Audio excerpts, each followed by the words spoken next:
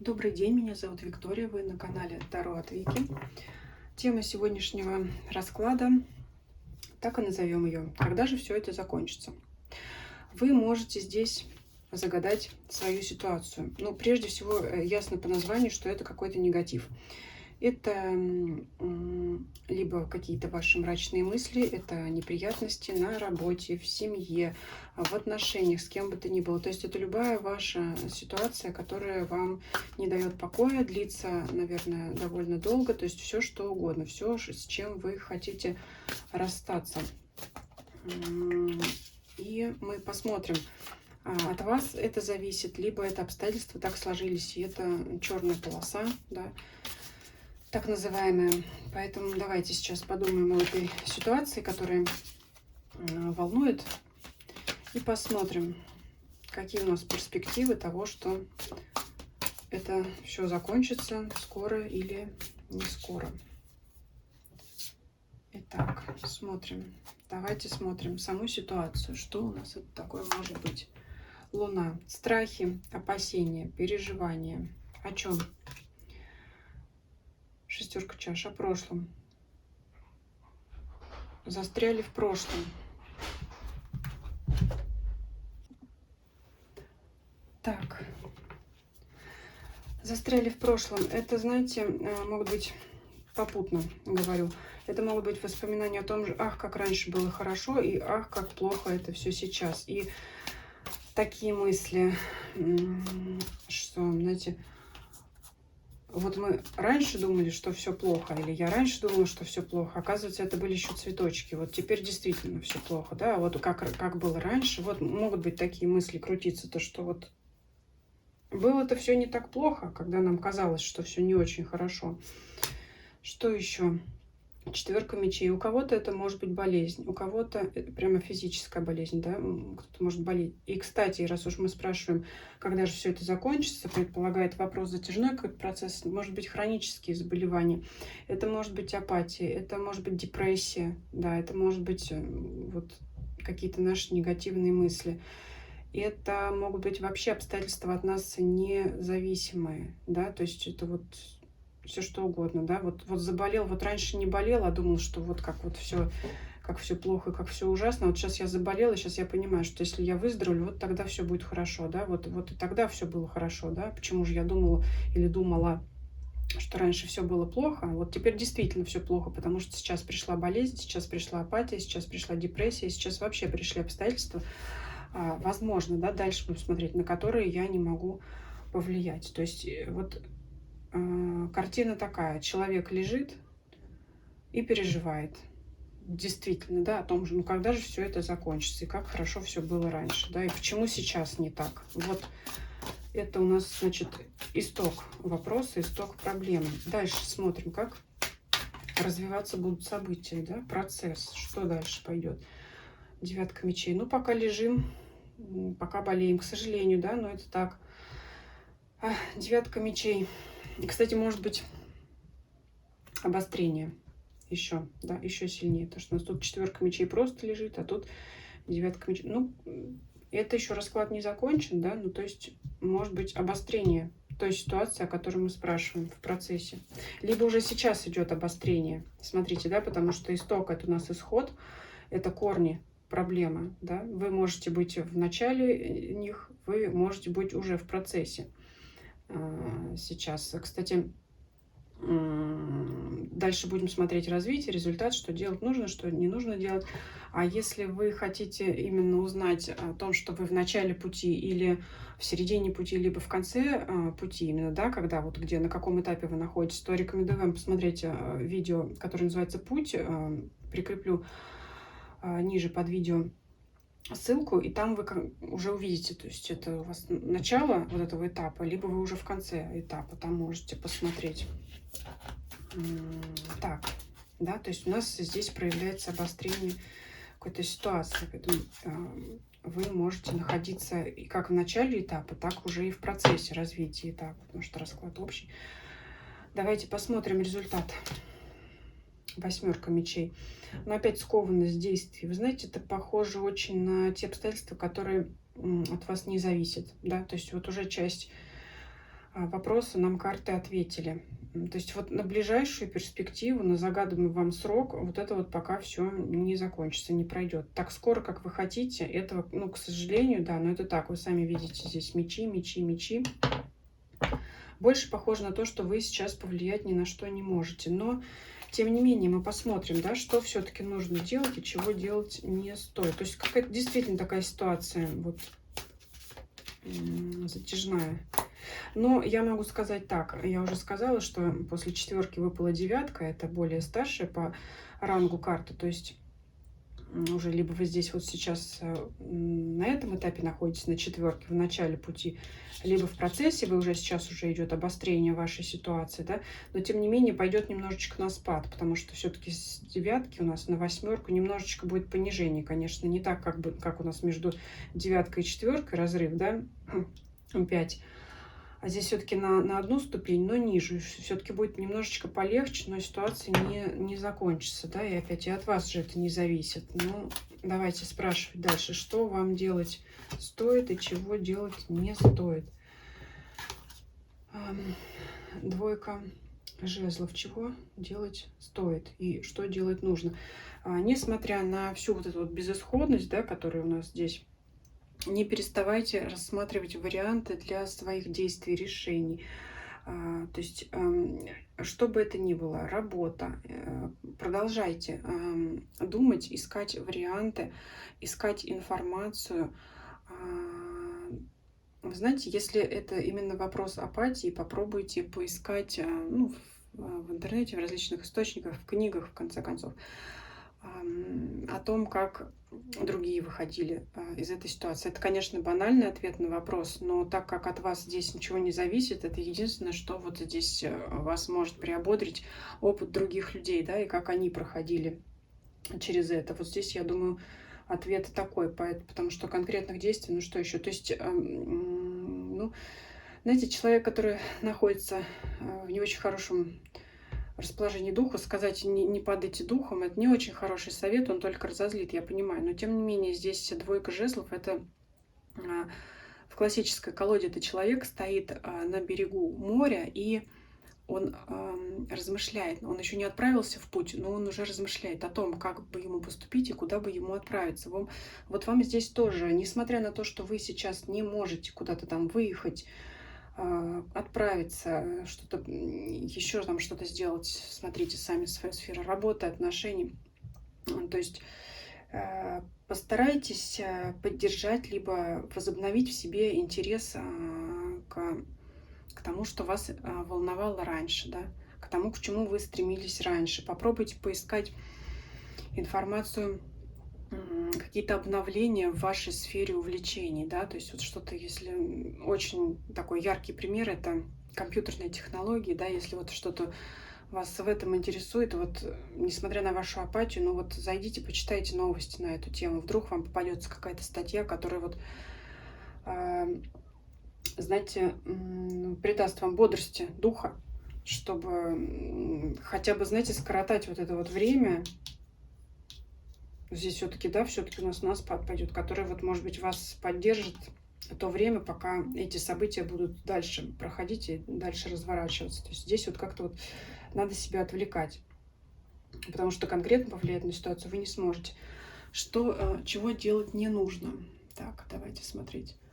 Чего делать не нужно? Ну, падать духом, да, уже сказала. Поддержите свою бодрость духом, не падайте духом, не думайте о том, что будет еще хуже. Не думайте.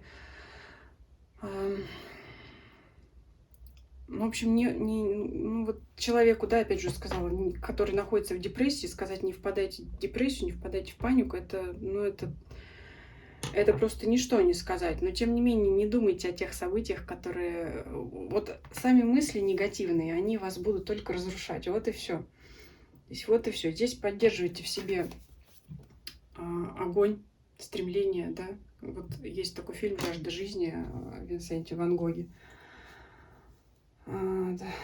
Человек, который, несмотря на свою болезнь, продолжал творить. Если кому-то интересна эта тема, то вообще, если вы это смотрели, фильм, пишите в комментариях, будет интересно узнать.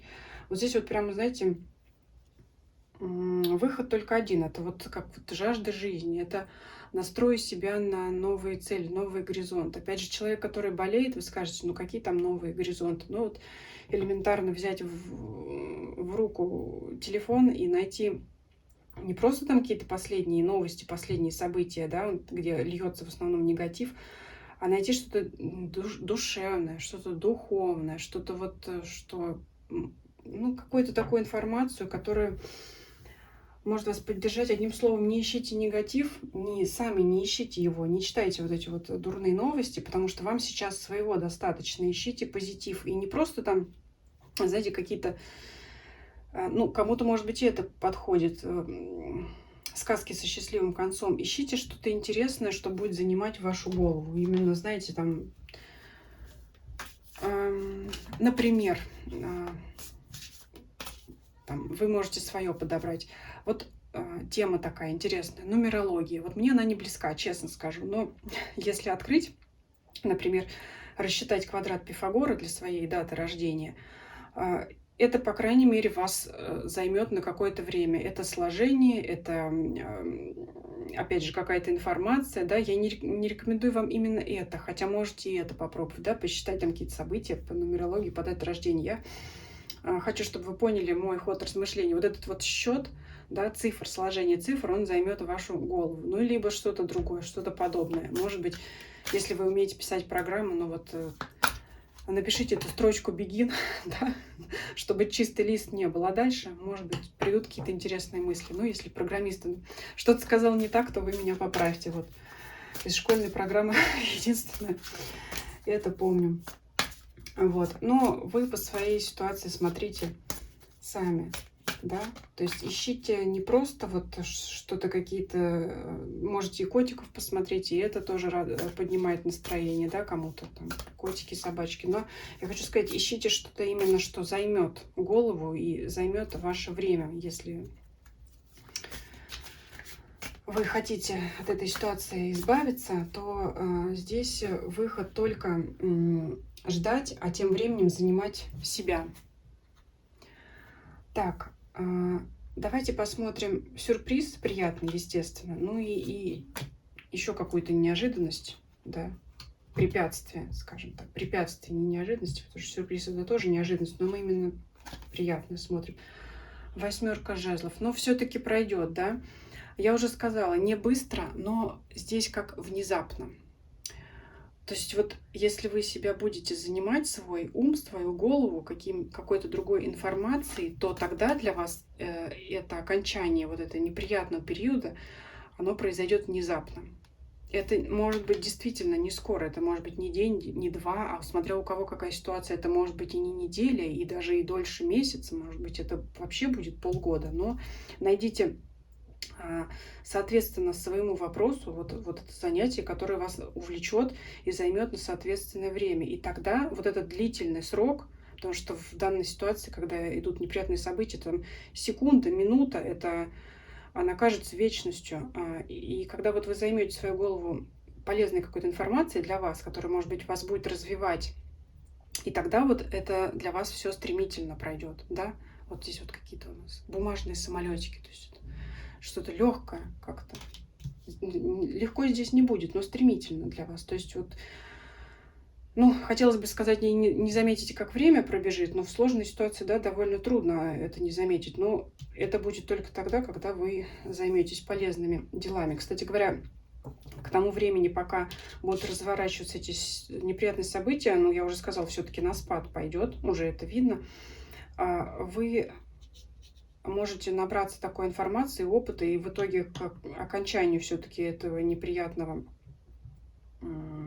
обстоятельства, да, или что-то там, болезни, вы уже накопите в себе багаж мыслей, знаний, идей, может быть, каких-то, да, для того, чтобы реализовать их в будущем, да. Ну, давайте посмотрим еще препятствия. 5 чаш. Ну вот в препятствиях это может быть как раз ваше разочарование, апатия и мысли о том, что ну раз я ни на что не могу повлиять, значит я и делать ничего не буду. Ну вот в данной ситуации что вы можете сделать? Действительно, повлиять прямо вы не можете на ситуацию. Ни прямо, ни косвенно, никак, скажем так. Но занимая себя, вы сократите время ожидания для себя, свое субъективное чувство вот этого времени ожидания. Давайте еще совет от карт. Девятка жезлов. Ну, здесь вот девятка жезлов — это карта вообще в классической колоде. Это карта ограничения. Здесь вот у нас прям вот, знаете, такой вот человечек, да, как кукла израненный. Да. Более того, здесь прям как у нас иглы вставлены. Более того, вот в данной колоде никогда такого, честно говоря, не видела, потому что работаю с ней недавно. Смотрите, если у вас какой-то человек конкретный, да, делает вам плохо, то есть если вот взять какая-то вы кукла, если, ну, будем так, метафорически, иносказательно, да, здесь вот не прям уж так уж колет вас иголками, но, может быть, кто-то и словесно, да, если кто-то, вот он человек, руки человеческие, который держит в руках куклу, если кто-то делает вам плохо, имейте в виду, что ему самому тоже делают плохо. Конечно, вам от этого не легче, но, например, зло в этом человеке, да, или там в коллективе людей может сидеть от того, что им плохо самим. Опять же, это говорит, что вы на ситуацию повлиять не можете. Вот здесь вы как кукла вот в чужих руках. Но я говорю, обнадеживает то, что пойдет на спад. Что еще карты могут сказать? Ну вот действительно ситуация, знаете, довольно-таки серьезная, довольно-таки тяжелая. Не знаю, что вы загадали. У каждого свое. Но здесь вот отчаяние будет очень неблагоприятно. Неблагоприятно. Вот опять же, вот как карта, говорю, кукла, это как вот невозможность повлиять. И здесь связаны руки, и здесь вот выпадает кукла. Что еще? Пятерка жезлов. Борьба, предстоит борьба. Но нелегко, знаете, будет выйти из этой ситуации. Будет какая-то решающая борьба, решающая битва. С вашим заболеванием, с вашей депрессией, с вашей апатией, с вашим окружением. Чем она закончится? Чем закончится борьба, конфликт? Десятка мечей. Ну, она, в принципе, закончится. И вы выйдете из этого императора. Битва будет, да. Вот понимаете, это иносказательно, как хотите. То есть победы легкой не будет. Если это заболевание, но это будет долго. Это очень, говорю, очень похоже на хроническое заболевание. Если это депрессивные мысли, ну, из депрессии за 5 минут, знаете, еще, наверное, ни разу никто не выходил. То есть борьба с вашими неприятными обстоятельствами будет долгой, напряженной. Но император говорит о том, что вы все преодолеете, вы все победите. Возможно, кстати, ваш вопрос зависит от какого-то конкретного человека, от императора. Что-то может решиться резко, жестко, твердо, но тем не менее все закончится. А пока занимайте себя. Я уже сказала, как, я уже сказала, чем.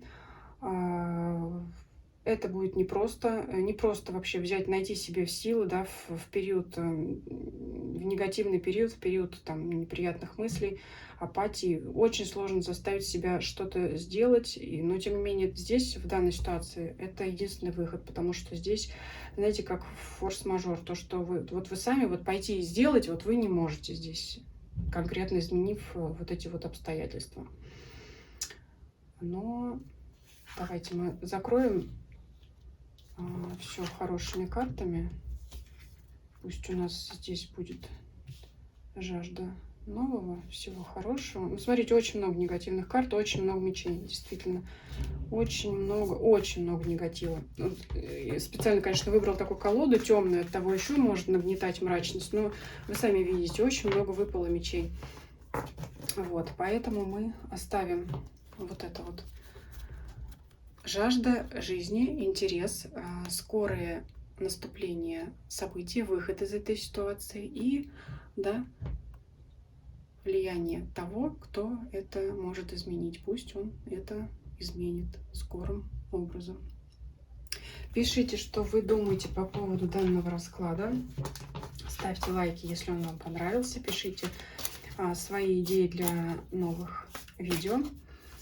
Какие темы вам были бы интереснее. Любовь, там, финансы, имущество, карьера, отношения с коллегами, все, что хотите. Я просто буду для себя знать, какие там темы вам интересны и актуальны. Подписывайтесь, кто не подписан на канал, мне будет очень приятно. Я рада каждому новому зрителю и подписчику.